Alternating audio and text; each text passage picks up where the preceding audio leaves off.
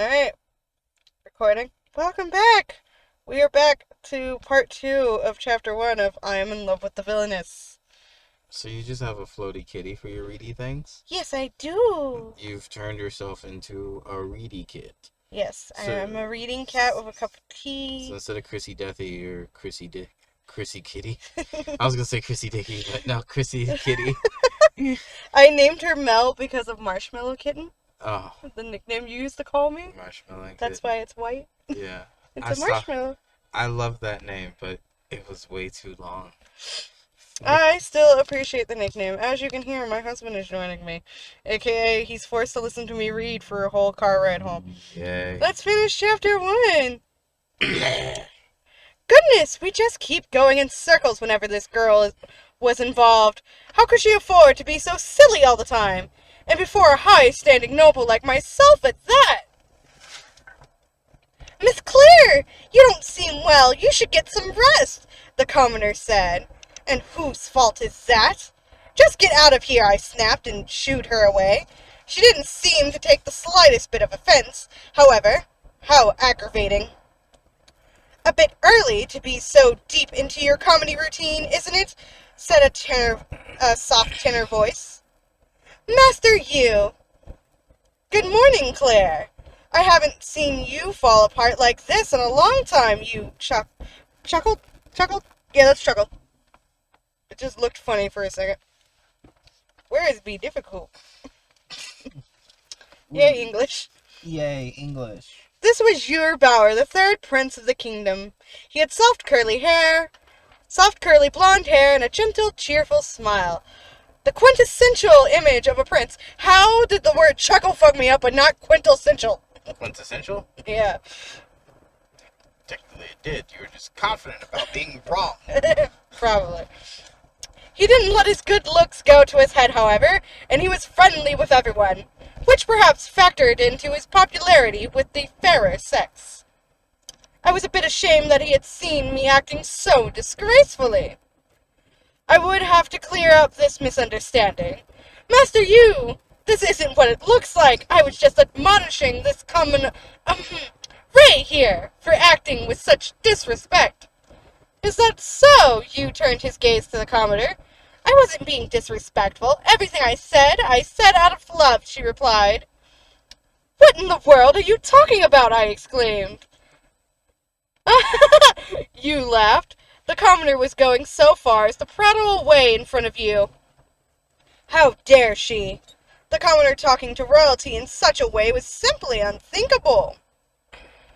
I thought Yu might take offense, but he looked even more amused. Ray Taylor, right? You were at the top of the incoming class, if I recall correctly. I assumed you would be a bookworm. But you're actually pretty interesting, he flashed a gracious smile, which was wasted on the likes of her.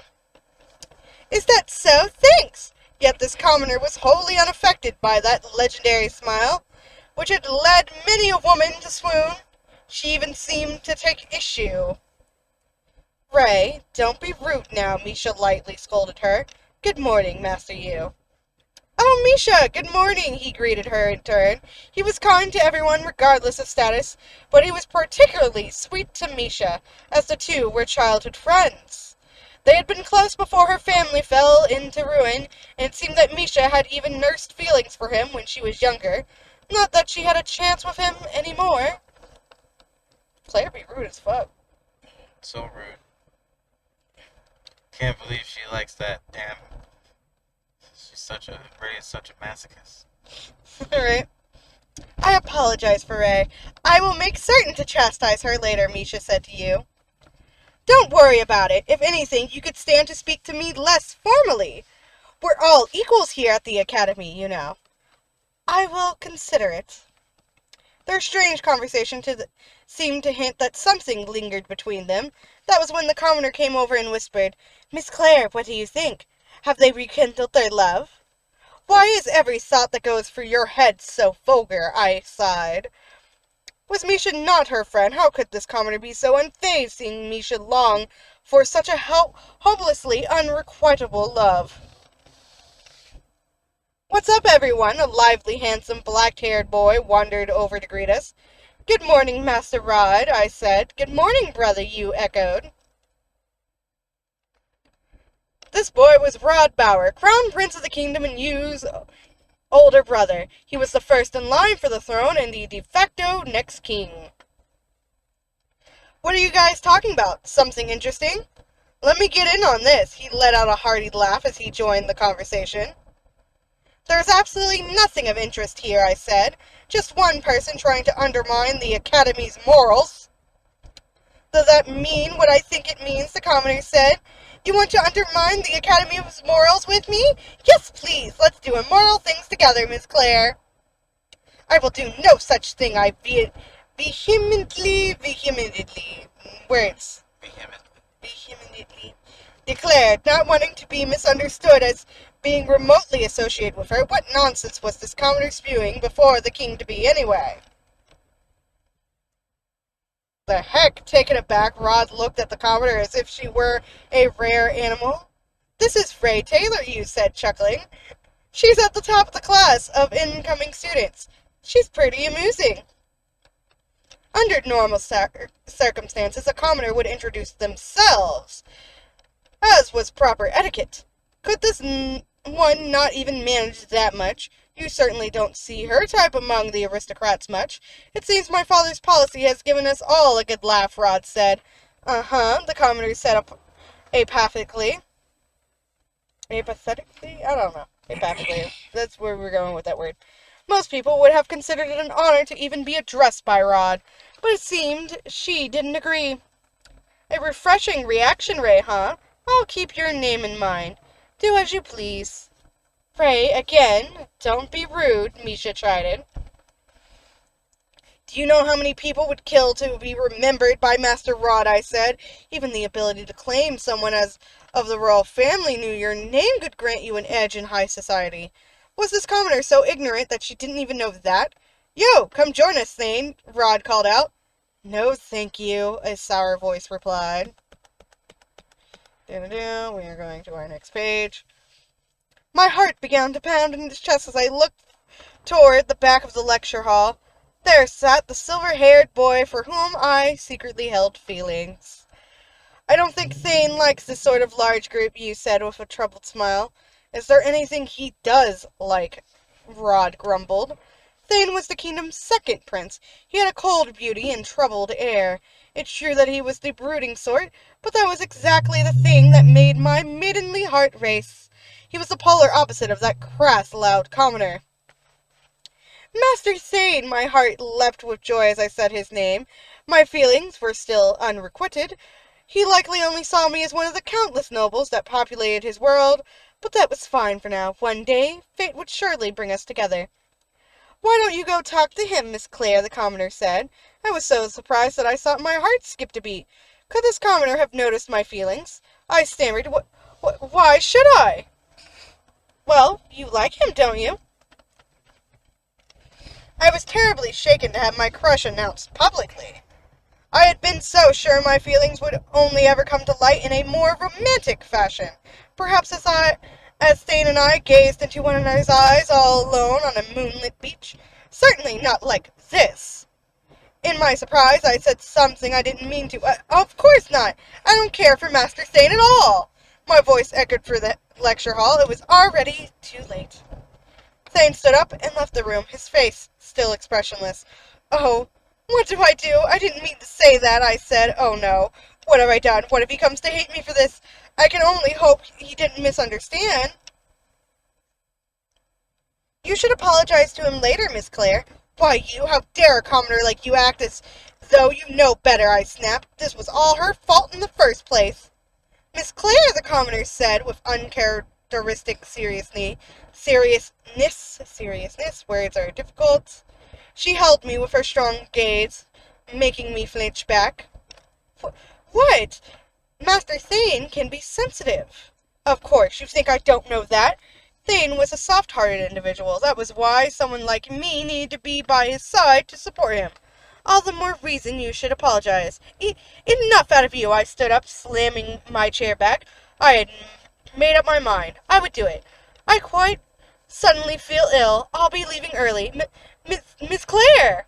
Please leave me be. I left the lecture hall, not allowing Peppy or Loretta to follow. Peppy and Loretta are fucking sociopaths. I found that out earlier. But they are. They're just like, oh, ways to bully her? Put glass in her shoes. Push her down a flight of stairs. Set her clothes on fire. The most extreme shit we can think of. Right? Yay. Right? They're crazy as shit. Or they're regular teenage girls. Even Claire was like, the fuck is wrong with my friends? I had but one objective. To fix the misunderstanding between Thane and me.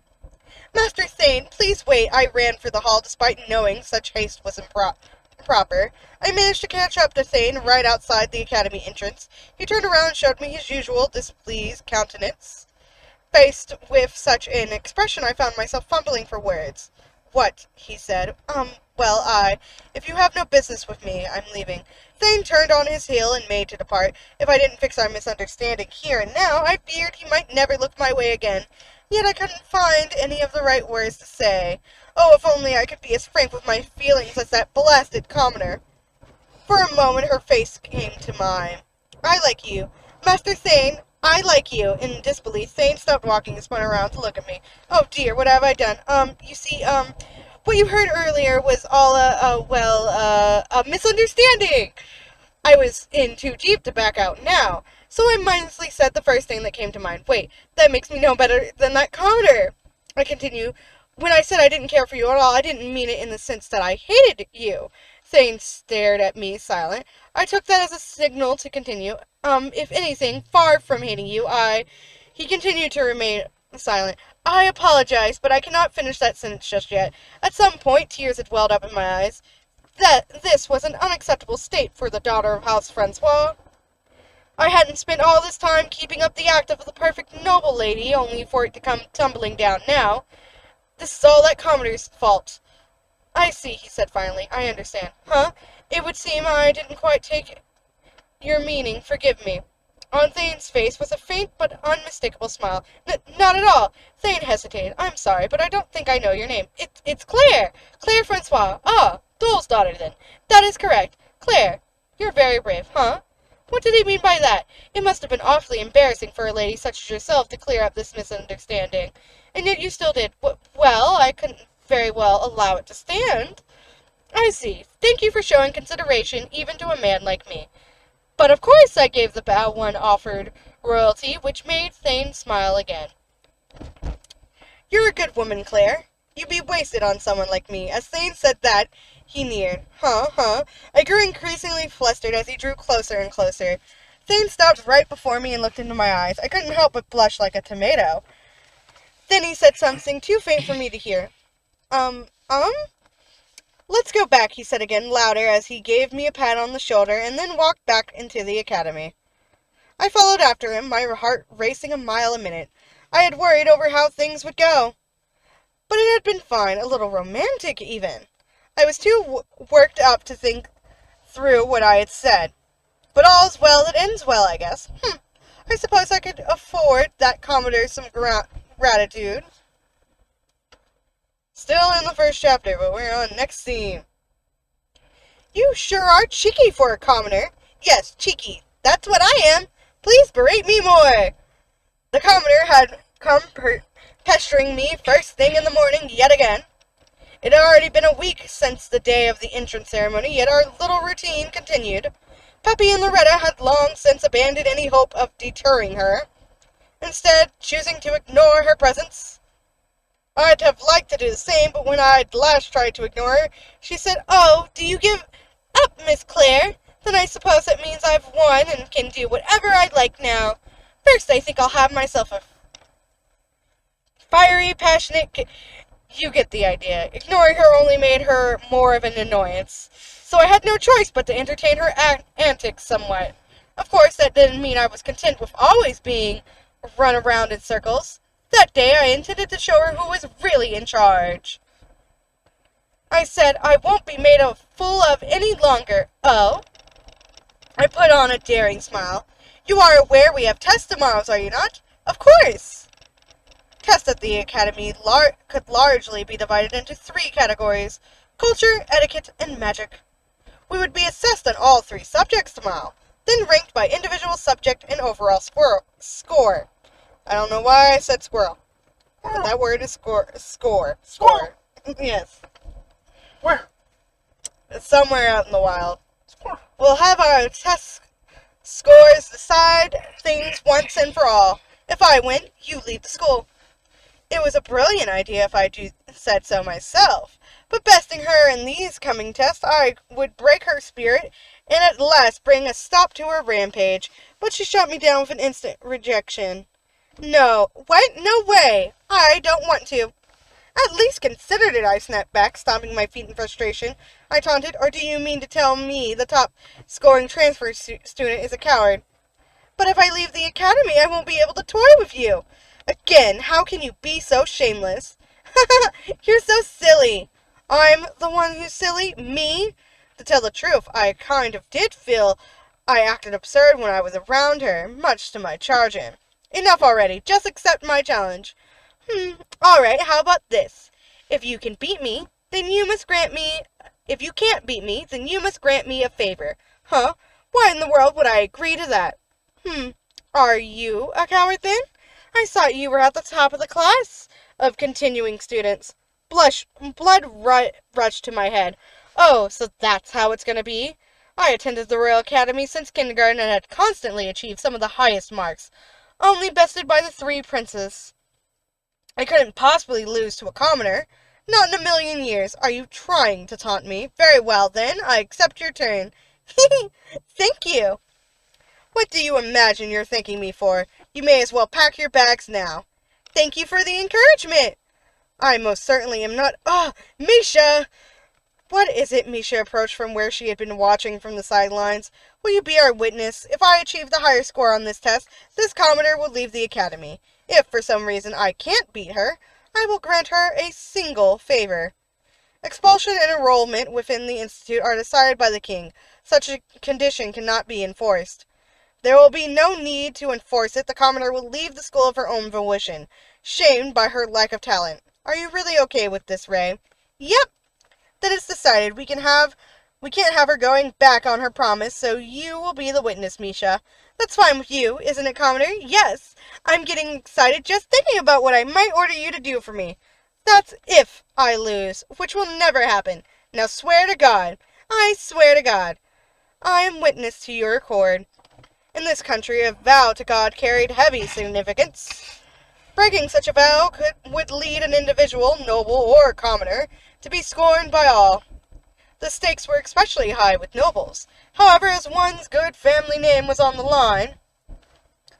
But of course, I wouldn't have proposed such a challenge if it weren't for my certain victory. I was in perfect condition the next day. Our first test was on culture.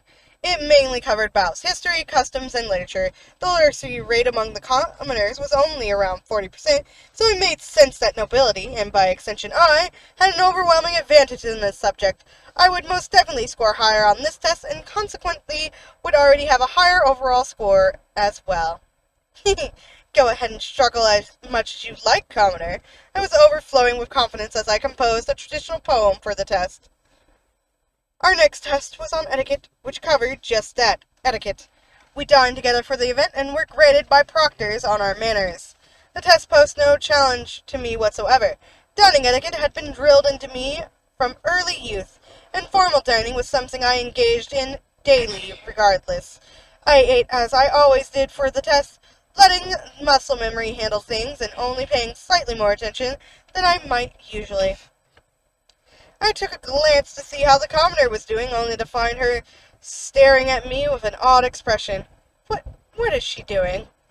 That was 2 or 3 tests out of the way. Naturally, I was also favored in etiquette as a noble, so there was no way the commoner could hope to best me there. Our last test was on magic. If the commoner were to beat me in any category at all, it would have to be that one. King Lizaziel's shift toward meritocratic policies could perhaps have been better described as a shift toward policies that favored those of magical skill. Magic was a potent resource, so it was no wonder King Azalel wanted to prioritize it. Unfortunately, many nobles opposed the change. The strength of one's magic was both somewhat inborn and somewhat acquired, and there generally wasn't much difference in arcane strength between the nobility and commoners. Because of that, a commoner could easily be ranked superior to a noble despite a lack of prestige or pedigree. I had to wonder, could magic not become the very undoing of our kingdom's social order? Our magic test was held outside. We were assessed on basics aptitudes as well as our ability to wield magical tools. Some of the noble students became dejected upon finding out they had low aptitude for magic. Of course, arcane skill wasn't the only means by which noble merit could be judged, but everyone wanted powerful magic regardless. Lofty ambitions simply came with the territory. As for how I did, "You're amazing, Miss Claire. I can't believe you got high aptitude in fire." "Oh, ho, ho, ho! 'Tis only natural for me. Only natural for me, indeed. I was gifted even when it came to magic. High aptitude was essentially as good as a super aptitude at a discount, as only a vanishingly small number of people in the world were blessed with the latter. Moreover, my magic was of the fire attribute, the best one for offensive magic. The commoner had probably hoped to overcome me in this test, but it seemed her luck had run dry. I'll leave that commoner speechless this time for sure." Later that night, for some inexplicable reason, the commoner visited me in my room, positively radiating cheer. "And so I'm here to re-energize. Please leave." I drove her away, of course.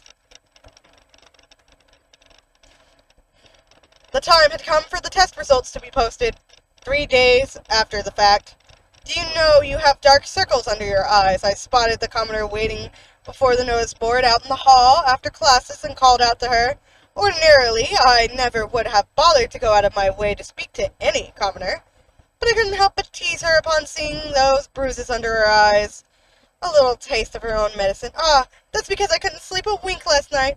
"Oh, how very unfortunate. But a promise is a promise now, isn't it? I was sure today would be the commoner's last day at this academy." "What's that? Oh, these bruises aren't because I was worried. I just couldn't stop daydreaming about what favor I should ask of you. And before I knew it, it was morning." "That's what you meant?" I exclaimed with some exasperation. "You genuinely think you can beat me? Well, you're optimistic. I'll give you that." I covered my mouth with my hand and let out a shrill, mocking laugh. "There's no telling who'll win until we see the results." "Oh, I'd say it's perfectly obvious." I glared at the commoner, not liking to see her so unfrazzled. "You two certainly have become close," you said as he arrived. He had on his usual soft smile as he turned to the commoner. "Feeling confident, Ray?" "A bit." "Haha, good luck. How do you think you did, Misha?" "I can at least say I tried my best." Misha didn't seem all too pleased to be addressed by you. Understandably.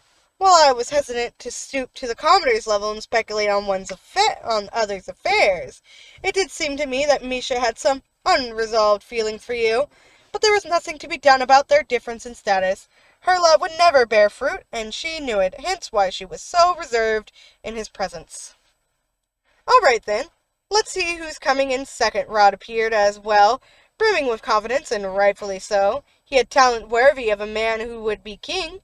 His confidence was nothing like the commoner's empty bravado. We stood at the front of the crowd, right before the notice board. I looked behind me and saw Thane, who seemed more disgruntled than usual. He was by no means an impeccable individual, far from it. He was much more gifted than the average person could ever hope to be. The problem was that he compared himself to Rod and Yude, an unparalleled prodigy and a genius, respectively. It didn't matter how much talent he himself possessed. He felt unworthy compared to his brothers. "It's here," Misha's voice brought me back to reality. An office staffer was approaching with a sheet of paper.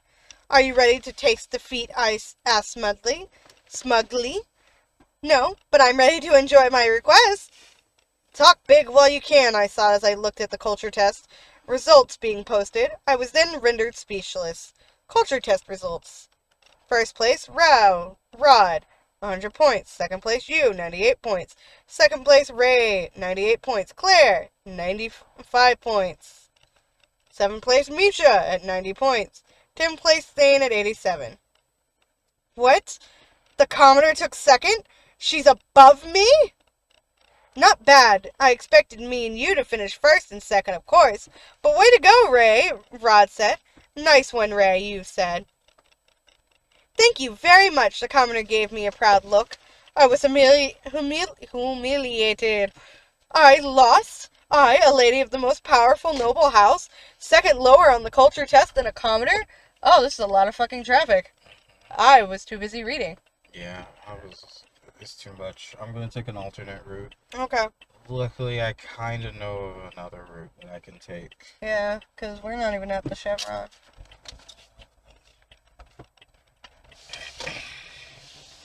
The other route is a pain in the ass to take, though.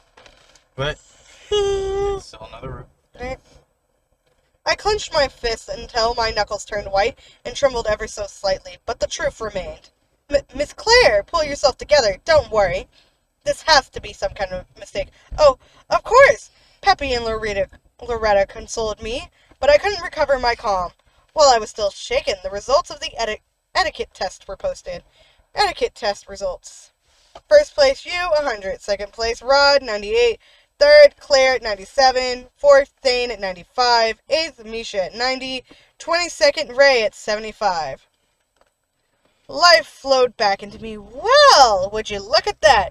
Congratulations, Miss Claire. I knew you could do it. Thank you, my friends. I managed a proper response to Peppy and Loretta this time. The commoner's earlier score on the culture test had to have been a mistake, or perhaps a fluke. Just as Loretta said, surely. Your earlier score was sheer luck. The wolf has been stripped of her sheepskin, I gloated. Indeed, the commoner flatly agreed. Bluff all you like. I know you're torn up on the inside. Finally, the results of our magic test went up. First, Ray Taylor, immeasurable. Second, Misha, 98. Sixth, Claire, 92. Eighth, Thane at 90. And ninth, Rod and you at 88 points, respectively. What? I was rendered speechless yet again. I accidentally pressed the wrong button and it flipped through a different page. I found my spot. Immeasurable? Was such a thing even possible? Commoner, what is the meaning of this? Good question, the commoner said with a big grin. Why, you little. Our overall scores were posted at the end. Comprehensive results. First place, Rod and you at 286. Third, Claire at 284. Eighth, Misha at 278. And Thane at 10th place with 272. Note, due to the unprecedented results attained by Ray Taylor, her score will be handled separately at this point in time. The Academy will review its method of evaluation going forward. That can't be. I had taken these tests with utter confidence in my victory, but this result was far from what I had expected. The commoner possessed power beyond what the test had been designed to measure. Just who was she? But you placed right after the two princes. That's amazing. That's right. We knew you could do it, Miss Claire. Yes, that's right. Peppy and Loretta had a point. I might not have achieved an overwhelming victory like I had planned, but I hadn't lost either. I could accept this. I let myself breathe a sigh of relief when Miss Claire! The commoner came over, all smiles. What's wrong? You look like you just saw a ghost. I do not. What do you want? As you can see, our competition has been voided. What do you mean? You were unable to beat me, Miss Claire. Huh? I hadn't a clue what the commoner was getting at. Don't you remember our deal? If you beat me, I would leave the academy. If you didn't beat me, you would grant me a favor. Don't patronize me, I remember, but our match failed to meet its conclusion. Right? In other words, you didn't beat me. Oh, the agreement was that I'd do one thing she said if I didn't beat her. That included any case in which there was no clear winner, as now. How cowardly! Yep, I left the wording ambiguous to trick you. Then it doesn't count. What? You break your vow, but you swore to God. The commoner had clearly tricked me. But I had sworn I couldn't double back on my vow. I had much more at stake than she did. Oh, look, we got a pretty little image. Manga image. Just, like, so happy. Look at them. I love them both so much. Fine, then. Name your request. I knew you would come through, Miss Claire. I love you. That's enough. Just hurry up and tell me. Knowing her, she would definitely demand I do something outrageous. I braced myself as best I could when, to my surprise, she smiled softly and said, I ask that you never give up. Huh? No matter how hard things get. Don't give up until the very end. Flummoxed, I stared at her. Is that all? Yes. Huh. I thought you would ask me for something completely unreasonable. Would you prefer that? No. This is fine. Thank you very much, I said quickly. I feared she might change her request if I allowed her the opportunity. I swear to God that I will never give up. I promise never to abandon hope and to keep going until the end. That's wondrous, Miss Claire, she said with some applause. I won't lose next time. I wouldn't allow myself to be disgraced twice. With renewed will, I turned to leave. Oh, Miss Claire, what is it now? I love you. Well, I hate you. Goodness gracious, just what was with this girl? At any rate, I realized that from this day forward I would have to change my evaluation of her the slightest bit. I was having a lazy morning stuck in bed. I knew I would have to get up soon and start freshening up, but I was simply too preoccupied with my thoughts. The academy allowed students to bring up to 2 servants with them. Most of the commoner students couldn't afford such a luxury, but I was the daughter of House Francois. It was only natural that I'd have gifted servants to attend my needs. Good morning, Miss Claire. Morning, Linnae.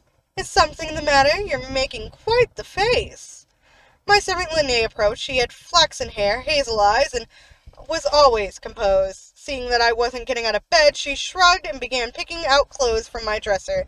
Miss Claire, one of your buttons is undone. What does it matter? It's not like anyone's around to see. Of course it matters. Loose manners lead to loose morals. Fine, I reluctantly fastened the top button of my pajamas. Is something on your mind? Well, yes. There's a certain someone that's been causing me grief of late. I was back at the Francois family home for the weekend. Normally, I spent weekends at the academy dorm, but I had some special business to take care of this time around. That Ray girl, I'm guessing, she asked. Who else could it be? I can't believe she's actually coming to take the interview to become my maid. What happened to that church sign?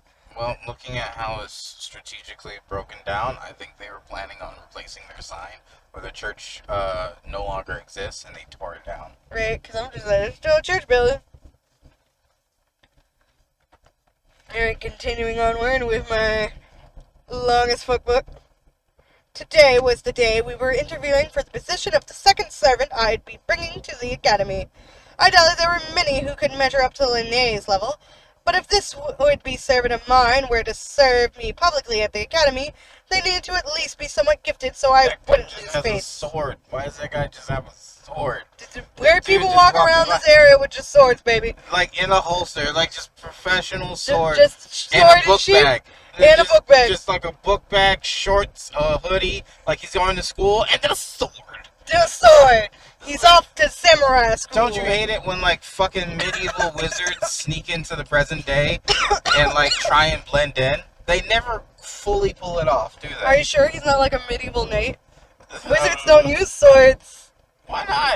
Oh, Okay, I maybe feel they like in can. medieval, all of them have fucking Everyone's swords. got a sword, a dagger, something. They Alright. have a beautiful tree in their backyard. Okay, I'm sorry.